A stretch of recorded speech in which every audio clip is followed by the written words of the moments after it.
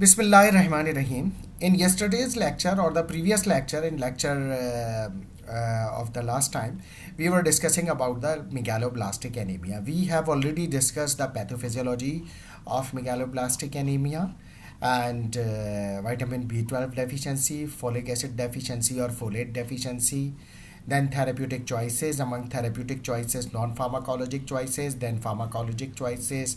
We have already seen table 1. In table 1, we have discussed about the vitamin 12, B12 and the folic acid. The thing which we have left in the last lecture was choices during pregnancy and breastfeeding in those patients who have megaloblastic anemia. Now it is recommended that pregnant women meet the dietary requirement of vitamin B12 and supplement with folic acid during pregnancy. तो एक तो ये कि recommended है ये, ठीक है, WHO की भी रिकमेंडेशन है कि डाइटरी रिक्वायरमेंट विटामिन B12 की पूरी करें, वो डाइट से भी लें और सप्लीमेंट भी लें फोलिक एसिड की during pregnancy, with the exception of strict vegans जो बहुत ज़्यादा वेजिटेरियंस है. Some vegetarians and patients with malabsorption pernicious anaemia, vitamin B12 is maintained at sufficient level during pregnancy and does not typically require supplementation. ठीक है, ये exceptions हैं, इनको जो है फिर डाइटरी रिक्वायरमेंट से क्योंकि इनका पूरा नहीं होगा विटामिन B12, तो विटामिन B12 की सप्लीमेंटेशन भी इन पेशेंट को करनी पड़ेगी in addition to folic acid. अच्छा, वैसे ये कि आमतौर पे B12 जो होता है वो मेंटेन्ड होता है during pregnancy. However, due to recognised association between folate deficiency and foetal neural tube defect, folic acid supplementation is universally recommended during pregnancy. ठीक है, यूनिवर्सली रिकमेंडेड इसी वजह से मैंने कहा कि WHO की रिकमेंडेशन है कि तमाम pregnant women during the pregnancy they should take folic acid supplementation in order to prevent the fetal neural tube defect. There are no teratogenic effects of either vitamin B12 और folic acid during pregnancy. ये भी अच्छी बात है कि कोई teratogenic effect नहीं है विटामिन B12 का और folic acid का. Most authorities recommend that pregnant women take a multivitamin containing a folic acid during pregnancy and breastfeeding. ठीक है, मोस्ट अथॉरिटीज़ का मतलब है वो जो क्लिनिकल प्रैक्टिस गाइडलाइंस जो होती हैं, ये जो वो बनाते हैं, like American academy of paediatrics हो गया या American academy of gynaecology and obstetricians हो गया. तो उनकी जो अथॉरिटीज़ हैं वो ये रिकमेंड करती हैं मल्टी वाइटामिन लें ड्यूरिंग प्रेगनेंसी, जिसमें फॉलिक एसिड जो हो वो मौजूद हो, ना सिर्फ प्रेगनेंसी में बल्कि ब्रेस्ट फीडिंग में भी. Maternal or pregnancy multivitamin typically contain higher doses of folic acid than regular vitamins. ठीक है, मैटरनल या प्रेगनेंसी में जो मल्टीविटामिन है उसमें हायर डोजेज जो है वो फॉलिक एसिड मौजूद होता है. Both vitamin B12 and folate pass into the breast milk but are compatible with breast feeding, यानी इवन बेबी के लिए भी ये फूड सोर्स होता है विटामिन B12 का और फोलेट का. Vitamin B12 supplementation is reserved for pregnant women with malabsorptive conditions such as pernicious anemia or women who are strict वेजेंट्स यानी वेजिटेरियंस. ठीक है, तो ये हमने ये बात पहले भी की थी कि वेजिटेबल्स में जो है आमतौर पर विटामिन B12 की कमी होती है, जिसकी वजह से जो है वो जो प्योर वेजिटेरियंस होते हैं उनको जो है फिर ये विटामिन B12 की सप्लीमेंटेशन की ज़रूरत होती है. या फिर वही पर्निशियस एनीमिया के केसेस जो हैं, तो प्रेग्नेंट वुमेन में इनमें तमाम कंडीशन में जिनमें मेल एब्जॉर्प्शन हो विटामिन B12 की, तो उसमें विटामिन B12 सप्लीमेंटेशन यानी फूड का जो विटामिन B12 होता है वो एब्जॉर्ब नहीं होता, तो फिर विटामिन B12 सप्लीमेंटेशन की ज़रूरत होती है. Women who are vegetarians may become deficient during pregnancy due to increased demand. क्योंकि women जो vegetarians हैं उनमें चांसेस होते हैं कि increased demand हो जाती है इनकी विटामिन B12 और फॉलिक एसिड की, तो उस दौरान इनमें ख़ास तौर से विटामिन B12 की डेफिशिएंसी होने लगे वो women जो कि वेजिटेरियन है. Supplementation is done in an identical manner to non pregnant women. Supplementation उसी तरीके से होगी जैसा कि नॉन प्रेग्नेंट वुमेन में की जाती, यानी उतनी डोज में और उसी हिसाब से. Folate supplementation is universally recommended, यानी विटामिन B12 तो चलो रिकमेंडेड है किन में, जिनमें मेल एब्जॉर्प्टिव कंडीशन हो, पर्निशियस एनीमिया या विमेन जो कि वेजिटेरियंस है उनमें रिकमेंडेड है. ठीक है, या जिनमें नोन हो के विटामिन B12 की डेफिशिएंसी है। लेकिन फोलिक एसिड की जो रिकमेंडेशन है वो यूनिवर्सली इन तमाम केस है in during the pregnancy. This can be done in the form of pregnancy multivitamin that contain increased doses of folic acid or individual folic acid supplements। ठीक है, या तो मल्टीविटामिन ड्यूरिंग प्रेगनेंसी ले जिसमें high doses of folic acid की यानी up to 5 milligram per day, या फिर इंडिविजुअल फॉलिक एसिड टैबलेट्स भी ली जा सकती हैं जिसकी डोज बनेगी तकरीबन 5 मिलीग्राम। तो ये जो है रिकमेंडेशन है during pregnancy and breast feeding. अब हम आते हैं कि यही मेगालोब्लास्टिक एनीमिया की थेरेप्यूटिक टिप्स क्या है। A reticulocyte response should be evident within 3 to 4 days of beginning of vitamin B12 और folic acid therapy। रेटिकुलोसाइट क्या होते हैं? रेटिकुलोसाइट्स क्या होते हैं? इमैच्योर आरबीसीज होते हैं जो नए नए बोन मैरो से निकले होते हैं। उसके बाद ये मैच्योर होके कंप्लीट आरबीसी में कन्वर्ट हो जाते हैं। तो जब विटामिन B12 और फॉलिक एसिड देंगे उन पेशेंट्स को जिनमें मेगालोब्लास्टिक एनीमिया है, तो इस रेटिकुलोसाइट जो होंगे वो अपीयर होना शुरू हो जाएंगे ब्लड में, यानी लार्ज क्वांटिटीज़ में with in 3 to 4 days of beginning of vitamin B12 और folic acid, and with improvement in the haemoglobin level by about 10 यानी 10 दिन के बाद फिर हीमोग्लोबिन में इम्प्रूवमेंट आना शुरू हो जाएगा। Full resolution of the anaemia should occur within about 2 months। लेकिन एनीमिया जो होगा उसका जो फुल रेजोल्यूशन होगा यानी जो नॉर्मलाइज होगा आरबीसी यानी हीमोग्लोबिन की वैल्यू उसमें आने में तकरीबन 2 महीने और इन सम केसेस इवन 3 महीने लग जाते हैं। इसलिए जो है फ़ौरन जो है वो रिस्पांस को जो है वो मेजर नहीं करना चाहिए, या ये नहीं करना चाहिए कि जो है ना 10 दिन 15 दिन या 20 दिन लिया, 1 महीना लिया विटामिन B12 और फॉलिक एसिड, उसके बाद बंद कर दिया कि नहीं जी अब तो मैं ठीक हूँ। नहीं, अभी ठीक नहीं है, अभी पेशेंट को काफ़ी और लॉन्ग टाइम तक, कम से कम 2 से 3 महीने तक उसको जो है वो ये विटामिन B12 और फॉलिक एसिड की सप्लीमेंटेशन लेनी पड़ेगी। The rapid production of new hematopoietic cells lead to a potentially dramatic shift of potassium from extracellular to intracellular compartment which may cause profound hypokalemia। अच्छा, ये जो रैपिड प्रोडक्शन ऑफ है new haematopoietic sales की, यानी ये जो RBC नए बन रहा है, उसकी वजह से क्या होता है कि पोटेशियम जो होता है वो एक्स्ट्रा सेलुलर से इंट्रा सेलुलर रीजन में मूव करता है क्योंकि उसमें प्रोसेस में उसकी ज़रूरत पड़ती है, जिसकी वजह से क्या होता है पेशेंट हाइपोकैलीमिया में जाता है। अब पेशेंट अगर हाइपोकैलीमिया में जाएगा इस तरह का, ये यानी जो मेगालोब्लास्टिक एनीमिया का केस है और वो फोलिक एसिड और विटामिन B12 ले रहा है और हेमाटोपोइटिक सेल्स यानी आरबीसी की सिंथेसिस एकदम बढ़ रही है और जो पोटेशियम जो ब्लड में था वो सेल के अंदर मूव कर रहा है, उसकी सिंथेसिस में ज़रूरत पड़ रही है, तो फिर ब्लड में हाइपोकैलीमिया यानी पोटेशियम लेवल कम होना शुरू हो जाएगा। अब पोटेशियम लेवल कम होगा तो it is an issue for some patient like older patient on diuretic therapy for heart failure are at particular risk। क्यों? क्योंकि डायरेटिक थेरेपी में क्या होता है कि पेशेंट डायरेटिक्स की वजह से उसमें भी पोटेशियम का लॉस हो रहा है, तो हाइपोकैलीमिया में पेशेंट जा रहा है, प्लस ये कि यहाँ पे भी ये कि ये सेल के अंदर मूव करना शुरू कर दिया पोटेशियम ने, तो और हाइपोकैलीमिया हो गया, जिसकी वजह से जब पोटेशियम लेवल कम होगा तो उसके मुकाबले में रिलेटिवली सोडियम लेवल बढ़ जाएगा। और हार्ट फेलियर का अगर पेशेंट है पहले से, जैसे ओल्डर पेशेंट है, तो उसके हार्ट पर एकदम जो होगा वो कॉन्ट्रैक्टाइलिटी का लोड पड़ेगा जिसको वो बर्दाश्त नहीं कर सकेगा और इसकी वजह से पेशेंट कार्डियक अरेस्ट में जा सकता है, यानी ये पर्टिकुलर रिस्क है हार्ट फेलियर का। लिहाजा ज़रूरी ये है कि ऐसे पेशेंट के लिए जो इस तरह का पेशेंट हो, ओल्डर पेशेंट हो और जिसको रिस्क हो हार्ट डिजीज़ हो, कार्डियोवैस्कुलर डिजीज़ हो, उसमें आप पोटेशियम लेवल मुसलसल मॉनिटर करते रहें। और वो पेशेंट भी एट रिस्क है जो कि डिजॉक्सिन ले रहा है, क्योंकि डिजॉक्सिन और पोटेशियम का बहुत गहरा ताल्लुक है। अगर पोटेशियम लेवल कम होगा तो डिजॉक्सिन की टॉक्सिसिटी अपीयर होना शुरू हो जाएगी।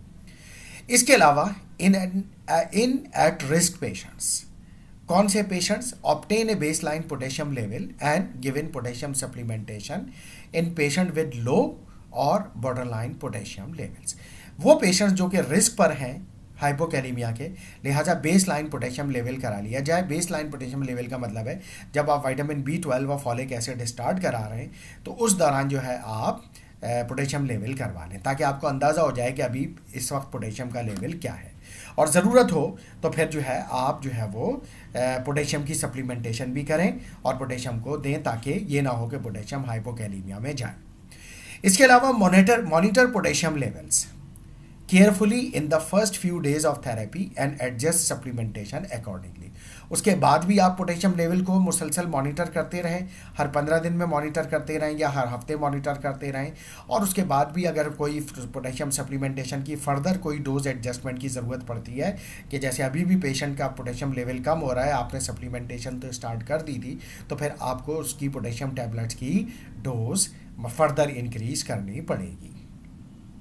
अच्छा, इसके अलावा if the haemoglobin fails to respond as anticipated consider there may be, यानी अगर आपने फोलिक एसिड और विटामिन B12 दे दिया, फिर भी हीमोग्लोबिन जो रिस्पॉन्स करना चाहिए था, जो इम्प्रूव होना चाहिए था, वो इम्प्रूव नहीं हो रहा, फिर आप ये देखें ए डिफरेंट और concurrent cause of anaemia and और इम्पेयर्ड एरिथ्रोपोइटिक रिस्पॉन्स। ठीक है, तो वो जो है इसका मतलब ये है कि या तो ये कि कोई वजह है कि जिसकी वजह से जो है वो एनीमिया इम्प्रूव नहीं हो रहा, कोई ड्रग ऐसे ही ले रहा है, या फिर एरिथ्रोपोइटिक रिस्पॉन्स भी इम्पेयर है, यानी किडनी से एरिथ्रोपोइटिक हार्मोन भी सही रिलीज नहीं हो रहा। इसके अलावा कंकैबिटेंट आयरन डेफिशिएंसी में show itself with an MCV यानी mean cell volume of RBC that shift from the macrocytic to the microcytic range. और आयरन डेफिशिएंसी भी अगर साथ में होगी फोलिक एसिड और B12 के अलावा, तो कुछ सेल्स जो होंगे वो शिफ्ट होना शुरू हो जाएंगे, उसके बाद मैक्रोसाइट से माइक्रोसाइटिक की फॉर्म में, यानी बड़े साइज के जो थे शुरू में, अब वो स्मॉल साइज के होने शुरू हो जाएंगे। तो ऐसी सूरत में इसका मतलब है इस पेशेंट को आयरन की भी ज़रूरत है, आयरन सप्लीमेंटेशन की भी ज़रूरत है। इसके अलावा एडहेरेंस इशूज़, यानी पेशेंट दवा टाइम पे और सही तरीके से नहीं ले रहा जितना उसको कहा गया है, तो उसकी वजह से भी हीमोग्लोबिन का वो जो रिस्पॉन्स आना चाहिए था, इम्प्रूव जो होना चाहिए था, वो नहीं हुआ, particularly in patient using oral supplements, क्योंकि ओरल में अक्सर ये होता है पेशेंट भूल जाता है मेडिकेशन टाइम पे लेना। इसके अलावा न्यूरोलॉजिक डेफिसिट्स में टेक 6 months और more to resolve and some severe deficits में परसिस्ट। जो विटामिन B12 की कमी से जो न्यूरोलॉजिक डेफिसिट्स या कॉम्प्लिकेशंस डेवलप हुई हैं, उसको रिजॉल्व होने में 6 महीने या इससे भी ज़्यादा लग सकते हैं, और कुछ डेफिसिट ऐसे होंगे जो परसिस्ट करेंगे, यानी जो डैमेज हो गया है न्यूरॉन्स में वो अब रिवर्स नहीं हो सकता। हाँ, फर्दर प्रोग्रेशन को विटामिन B12 की सप्लीमेंटेशन से रोका जा सकता है। तो ये थी कुछ ऐसी इंपॉर्टेंट टिप्स, थेरेप्यूटिक टिप्स, जिनका हमें मेगालोब्लास्टिक एनीमिया की ट्रीटमेंट देते वक्त ख्याल रखना पड़ेगा। Now another type of anaemia, anaemia responsive to pharmacologic stimulation of erythropoiesis. ठीक है, तो एरिथ्रोपोइसिस से जो है वो उसका response pharmacologic stimulation of erythropoiesis. Pathophysiology की अगर हम बात करें, most patients with nutritional anaemias किसको कहेंगे हम, जिसमें आयरन, विटामिन B12 या फोलेट डेफिशिएंसी हो, यानी वो आयरन उसको पूरा नहीं मिल रहा, विटामिन B12 की कमी हो रही है या फोलिक एसिड की कमी हो रही है, तो ये न्यूट्रिशनल एनीमिया है। इसके अलावा हीमोलिसिस हो रहा है, यानी RBC जो है वो डैमेज हो रहा है, और bleeding have elevated levels of endogenous erythropoietin, और हीमोलिसिस और ब्लीडिंग भी अगर हो किसी पेशेंट को, तो जिसकी वजह से जो एंडोजेनस योग एरिथ्रोपोइटिन जो हार्मोन जो किडनी से रिलीज होता है, उसके लेवल जो होते हैं वो एलिवेटेड होते हैं। However there are a number of situations in which pharmacologic stimulation of red cell production using erythropoiesis stimulation agent is beneficial including. अच्छा, लेकिन और भी दूसरी सिचुएशन है जिसमें जो है रेड सेल प्रोडक्शन जो है उसके लिए जो है वो एरिथ्रोपोइसिस स्टिमुलेटिंग एजेंट देना जो है वो बेनिफिशियल होता है। Like for example chronic renal failure. उसकी वजह ये है कि क्रॉनिक रीनल फेलियर में जो एरिथ्रोपोइटिन हार्मोन है वो बनना और रिलीज होना बंद कर देता है, तो फिर आप उसको जो है वो एक्सोजीनस हार्मोन देते हैं। HIV infected patients receiving anti retroviral therapy, क्योंकि ये डैमेज करते हैं किडनी को और एरिथ्रोपोइटिक और बोन मैरो को भी सप्रेस करते हैं। इसके अलावा chronic hepatitis C patient receiving ribavirin, ये भी हेमोलिसिस बढ़ाती है। Patient receiving chemotherapy for non haematologic cancers, क्योंकि तब मोस्ट ऑफ द कीमोथेरेपी जो है वो बोन मैरो सप्रेशन करती हैं। सर्जरी पेशेंट में बिकॉज ऑफ ब्लीडिंग की वजह से ज़रूरत पड़ती है कि जो है वो आरबीसी सिंथेसिस को बढ़ाया जाए। इसके अलावा लो रिस्क माइलोडिस्प्लेजिया पेशेंट्स में भी बेनिफिट होता है। ठीक है, तो वो इन सिचुएशंस में जो है वो ये एरिथ्रोपोइसिस करवाना बेहतर होता है, एजेंट देना बेहतर होता है, स्पेशली एरिथ्रोपोइटिन हार्मोन। इन्वेस्टिगेशन की अगर आप बात करें, selection of patient with ESA therapy, ESA यानी erythropoiesis stimulating agent therapy is determined in part by baseline endogenous erythropoietin level. ठीक है, baseline erythropoietin level approximately 3 to 30 international unit per litre in healthy individual. ठीक है, ये होना चाहिए। In most patient haemoglobin should be less than 100 gram per litre in order to qualify for ESA therapy, यानी 10% से कम होना चाहिए हीमोग्लोबिन, तब वो क्वालिफाई करेगा कि उसको एरिथ्रोपोइसिस स्टिमुलेटिंग एजेंट की थेरेपी की जाए। और ये एरिथ्रोपोइटिन का नॉर्मल हेल्दी इंडिविजुअल में नॉर्मल रेंज है। For example, a zidovudine treated HIV patient, ठीक है, जिडोविडीन जो कि HIV में यूज हो रही है, is unlikely to respond if the baseline erythropoietin level is greater than 500 international unit per litre. तो अगर जो है वो if the baseline level जो है वो इससे ग्रेटर है तो जिडोविडीन जो होगा उसका रिस्पॉन्स नहीं आएगा। And a chemotherapy treated cancer patient is unlikely to respond if the baseline erythropoietin level is greater than 200 international unit. ठीक है, तो ये जो होंगे वो यानी ये कि जो है रिस्पॉन्स जो होगा वो पेशेंट का, ठीक है, यानी इसमें जो होगा फिर वो एरिथ्रोपोइटिन देना बेकार होगा। ठीक है, कि अगर जो है वो एरिथ्रोपोइटिन लेवल जो होगा वो इतना मौजूद है, क्योंकि ये काफ़ी है। It is important to ensure an adequate iron supply in conjunction with erythropoietin use, क्योंकि लाजिम बात है आपने एरिथ्रोपोइटिन दे दिया, आरबीसी सिंथेसिस होना शुरू हो गया अब, यानी बोन, लेकिन उसके लिए रॉ मटेरियल के तौर पे जो आयरन चाहिए वो है ही नहीं अवेलेबल, तो इसलिए आयरन की ज़रूरत पड़ेगी, तो इसलिए आयरन लेवल ज़रूर चेक कर लें। अच्छा, थेरेप्यूटिक चॉइसेस की अगर हम बात करें तो फार्माकोलॉजिक चॉइसेस हमारे पास क्या है, इसके लिए टेबल 2 है। टेबल 2 को हम लास्ट में देखेंगे, यानी जब ये टॉपिक कंप्लीट कर लेंगे।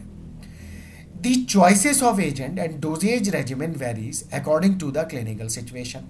ठीक है, जो भी चॉइसेस ऑफ एजेंट यानी जो एजेंट्स मार्केट में अवेलेबल हैं, और डोजेज रेजिमेन भी। Both available agents in Canada may be given by IV and intravenous और सबक्यूटेनियस इंजेक्शन, जिसमें आपके पास है ईपोइटिन alpha. Epoetin alpha is a recombinant human erythropoietin with a relatively short half-life that is typically given at least 3 times per week. ठीक है, Epoetin alpha क्या है, recombinant technology से बनाया गया और ये ह्यूमन एरिथ्रोपोइटिन लाइक हार्मोन है। ठीक है, यानी recombinant DNA टेक्नोलॉजी से बनाया हुआ एरिथ्रोपोइटिन हार्मोन है, जो कि एक एंडोजीनस हार्मोन, एक्सोजीनस हार्मोन है। इसकी शॉर्ट हाफ लाइफ है और ये 3 टाइम्स पर वीक दिया जाता है। It may also be administered daily in a preoperative surgical setting where a more rapid rise is desired, यानी सर्जरी से पहले दिया जा सकता है प्री ऑपरेटिवली। ठीक है, और जहाँ पे आपको तेज़ी से हीमोग्लोबिन का इम्प्रूवमेंट चाहिए। दूसरा एजेंट आपके पास है darbepoetin alfa. Darbepoetin alfa is a synthetic erythropoietin analogue, ये सिंथेटिक एजेंट है। ठीक है, यानी लैब में बनाया गया है with a longer half life, और इसकी हाफ लाइफ भी ज़्यादा है। That is typically given weekly और बाई वीकली। तो ये जो था एटलीस्ट 3 टाइम्स पर वीक दी जा रहा था, और ये है गिवन वीकली और biweekly and monthly in some patient, यानी जिनमें कोई बहुत ज़्यादा ज़रूरत ना हो तेज़ी से इम्प्रूव करने की, तो उसमें मंथली भी दिया जा सकता है। Although erythropoiesis stimulating agents have improved quality of life in patients with anemia due to chronic renal failure, they did not improve the quality of life or fatigue in patients with anemia due to AIDS और cancer.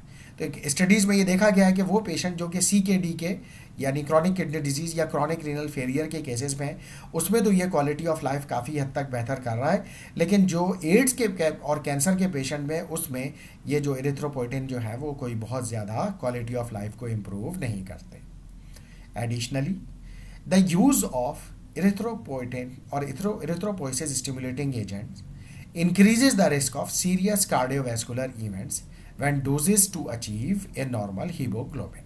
ये भी देखा गया है कि कुछ cardiovascular events होते हैं. Clinicians should be carefully weigh the risk of patient of erythropoiesis stimulating agents before initiating their use. लिहाजा क्लिनिशियन ये देख ले कि ये एजेंट को देने के किसे क्या होगा पेशेंट को. यानी if the patient is at risk of developing cardiovascular event और उसकी वजह से वो बहुत उसको जो है वो सीरियस कार्डियोवैस्कुलर इवेंट हो सकते हैं, तो फिर ऐसी सूरत में रिस्क हाई है और बेनिफिट कम है, तो फिर उस सूरत में इसको नहीं दिया जाएगा. यानी potential risk is higher than the potential benefit, इसकी वजह से नहीं दिया जाएगा. और अगर potential benefit is higher than the potential risk, तो फिर उस सूरत में इसको दे दिया जाएगा. If erythropoiesis stimulating agents are initiated, target hemoglobin should be less than 100 to 120 gram per litre, यानी 10% to 12% hemoglobin होना चाहिए depending on the indication. And haemoglobin should B monitored at least monthly, और हर महीने जो है वो इसको हीमोग्लोबिन के लेवल को चेक किया जाए. तो ये जो होगी इसकी रिकमेंडेशन होगी. अच्छा, इसके बाद हम आते हैं टेबल 2 पे. अच्छा, टेबल 2 का जब हम जायज़ा लेते हैं तो हमारे पास यहाँ पे जो एजेंट है वही हैं दो, डर्बीपोएटिन अल्फ़ा एंड ईपोएटिन अल्फ़ा. डर्बीपोएटिन जो कि सिंथेटिक है और ईपोएटिन अल्फ़ा जो कि रिकॉम्बिनेंट ह्यूमन ओरिजिन एरिथ्रोपोएटिन है. तो डर्बीपोएटिन अल्फ़ा और इसका अगर हम देखें वही dose, adverse effect and comments. Chronic renal failure की अगर हम बात करें तो इसमें जो रिकमेंडेशन है 0.45 microgram per KG weekly subcutaneously और IV, then increase by 25% monthly if no response. ठीक है, 25% डोज मंथली बढ़ा सकते हैं अगर रिस्पॉन्स इतनी डोज से नहीं आया, और decrease by 25% as haemoglobin approaches to 120 gram per litre, यानी 12% तक पहुंच गया तो 25% जो है वो उसको कम किया जा सकता है. कैंसर कीमोथेरेपी में endogenous erythropoietin level is less than और equal to 200 international unit per litre. एक तो ये हो. डोज क्या होगी 2.25 microgram per KG weekly subcutaneously और IV. If inadequate response after 6 week, 6 week के बाद रिस्पॉन्स नहीं आया, एडिक्वेट नहीं है, increase to 4.5 microgram per KG weekly subcutaneously और आईवी. ये है इसकी dose. Adverse effect darbepoetin alpha से क्या आ सकते हैं? हाइपरटेंशन हो सकता है, हाइपोटेंशन भी हो सकता है, हेडेक हो सकता है, थ्रोम्बोसिस हो सकता है, nausea, vomiting, diarrhoea, constipation, arthralgia यानी joint pain, myalgia muscular pain, chest pain, cardiac arrhythmia, oedema, dyspnoea and कफ.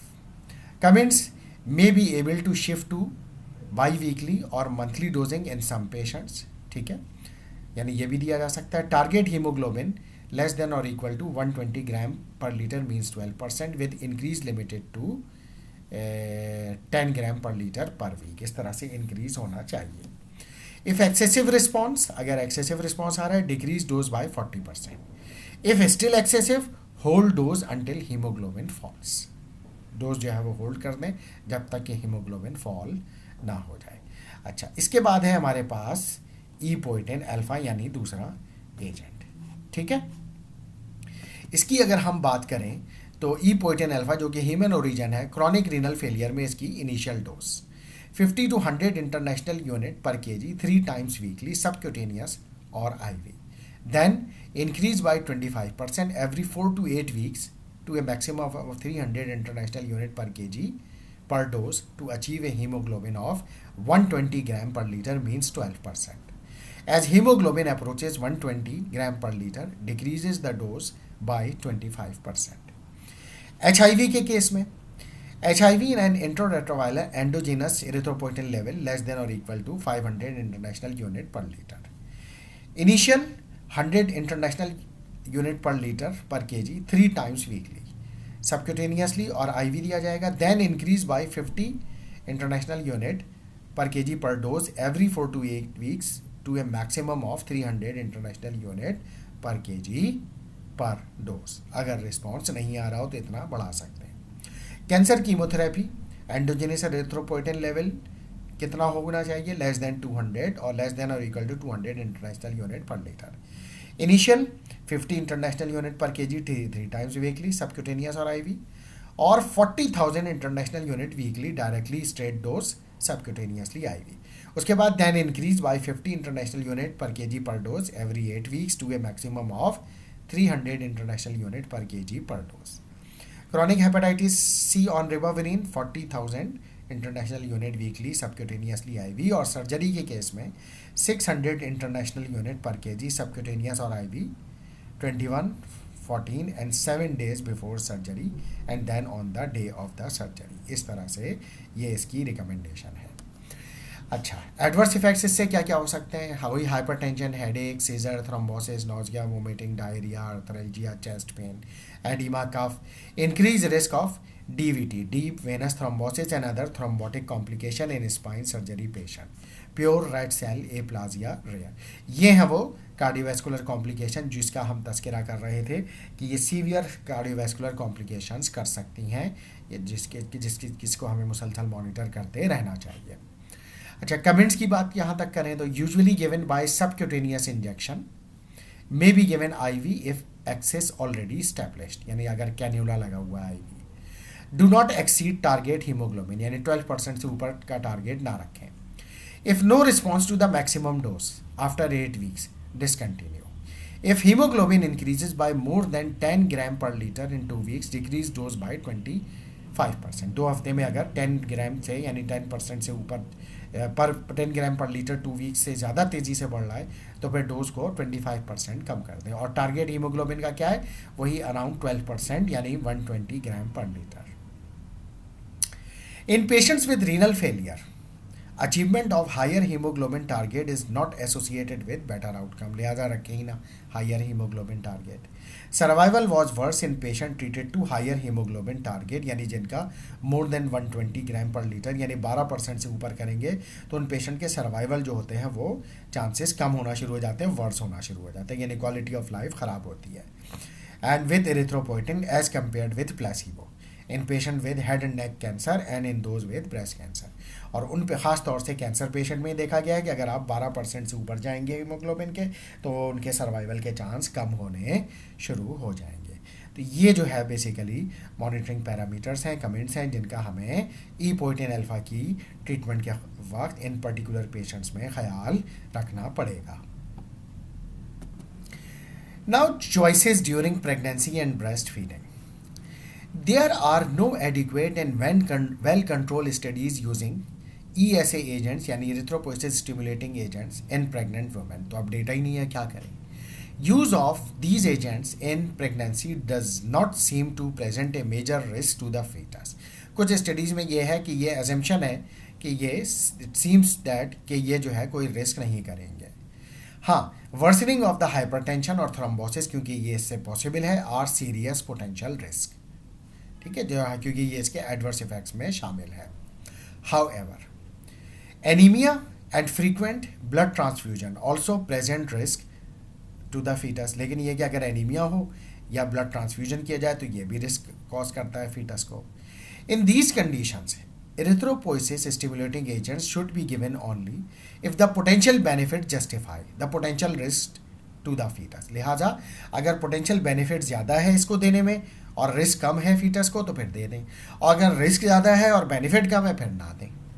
और ये कौन डिसाइड करेगा, ये वो क्लिनिशियन ही डिसाइड करेगा जो उस पेशेंट को ट्रीट कर रहा है। सम टाइम का clinician may ask your opinion as a pharmacist कि आप बताइए कि इसको देना ज़्यादा बेहतर है, तो आपने भी तमाम पेशेंट की ओवरऑल कंडीशन उसकी हिस्ट्री समझने के बाद ये डिसाइड करना है कि उसको देना चाहिए या नहीं देना चाहिए। जैसे अगर उसको रिस्क है हाइपरटेंशन का, थ्रोम्बोसिस का, कार्डियक एरिथमिया का और बहुत हाई रिस्क है तो उस सूरत में आप ना दें।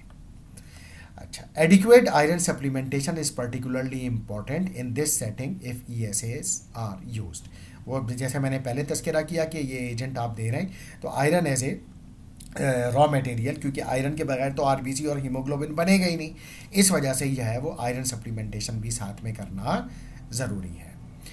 अच्छा, erythropoiesis stimulating agents have been used in infants with no serious adverse effects. Infants में जो है ट्रायल मौजूद है और कोई सीरियस एडवर्स इफेक्ट नहीं आया।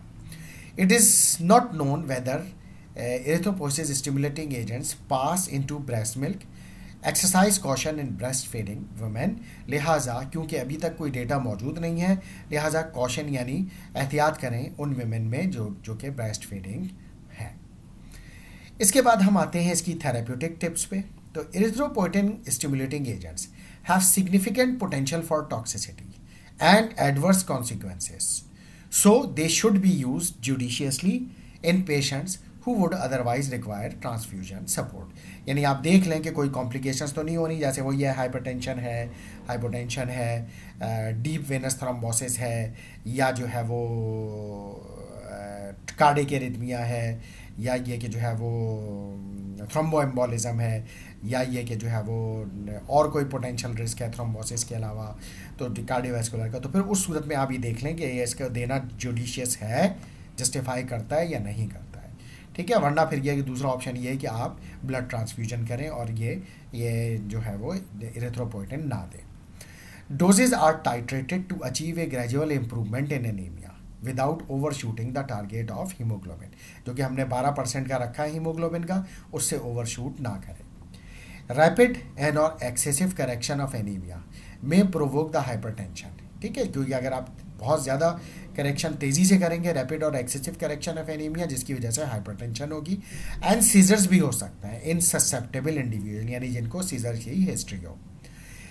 एरिथ्रोसाइटोसिस में predispose patient to thrombotic complications, यानी थ्रोम्बोसिस का जिनमें एरिथ्रोसाइटोसिस जो होगा तो उसमें पेशेंट को थ्रोम्बोटिक कॉम्प्लिकेशंस भी हो सकती हैं, यानी वही डीवीटी है, थ्रोम्बोएम्बोलिज्म है।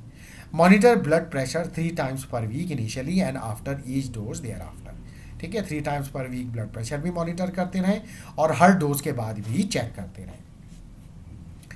Erythropoietin stimulating agents have been associated with the development of pure red cell aplasia. ये भी देखा गया है कि ये जो है वो रेड सेल एप्लेजिया करते हैं। ए potentially devastating complication in which neutralizing antibodies to exogenous proteins cross react with endogenous erythropoietin resulting in profound anemia। अब क्या होता है कि एंटीबॉडीज़ बन जाती हैं बॉडी में और वो इरिथ्रोपोइटिन के अगेंस्ट डेवलप हो जाती हैं और फिर वो इरिथ्रोपोइटिन जो एंडोजीनस जो होता है वो फिर काम करना बंद कर देता है, फिर जो है वो इस इरिथ्रोपोइटिन का फ़ायदा नहीं होता। Changes in the formulation and handling of these proteins have greatly reduced the risk of these pure red cell aplasia. Nevertheless, the possibility of PRCA should be considered if a patient becomes refractory to therapy, यानी unresponsive to therapy। तो फिर आप ये ज़रा check करें कि कहीं अगर पेशेंट जो है वो इरिथ्रोपोइटिन से रिस्पॉन्ड नहीं कर रहा तो ये भी चेक कर लें कि कहीं उसके अगेंस्ट एंटीबॉडीज़ तो बॉडी में नहीं बन गई हैं, तो ये भी चेक करना ज़रूरी है। इसके साथ ही ये हमारा लास्ट लेक्चर था एनीमिया पे और हमने ये एनीमिया का टॉपिक कंप्लीट कर लिया। Thank you very much. Soon we will come back with another important topic. Thank you.